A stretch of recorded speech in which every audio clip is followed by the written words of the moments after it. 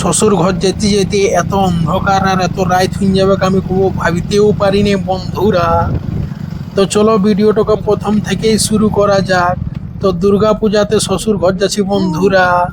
তো হাই ভালো একদম ঝাকাস করে প্যান্ট শার্ট আর জুতা একদম লাগাই নিয়ে আর আয়নাটা তো মুটো দেখে নিলুম যে হিরোর মতন দেখাইছেন না।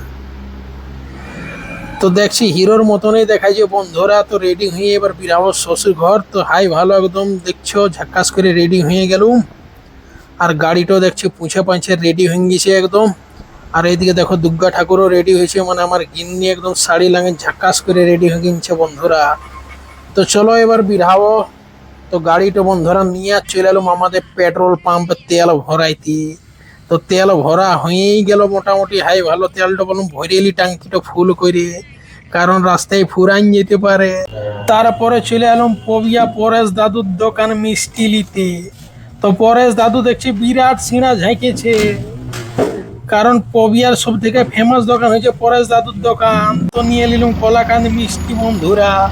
আর গাড়ির অ্যাক্সিলেটার একদম 100তে চাপাই ইড়িকে একদম দেখো হাই ভালো একদম ডাইরেক্ট পৌঁছে গেলুম হাওড়ার ব্রিজ, না না না না বেজড়ার ব্রিজ। তো হাই ভালো বন্ধুরা, বেজড়ার ব্রিজটা দেখতে পাইছ কি সুন্দর দেখাইছে।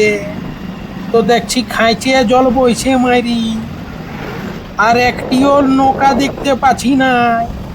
মনে হয়েছে নৌকালা সব জলে ডুবে গেছে। তো হাই ভালো রাস্তার ভিউ দেখতে দেখতে যাচ্ছি আমরা।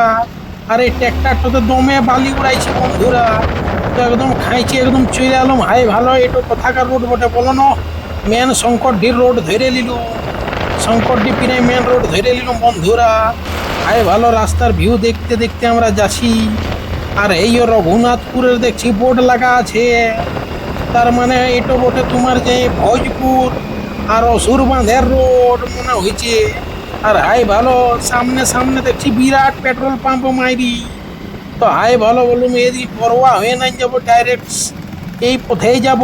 তো দিলুম সোজা গাড়িটা করে আর ইনিকে চলে এলাম একদম। হাই ভালো নিরসাতে দেখছি খাইছে ভিড় আছে, তো কি করব।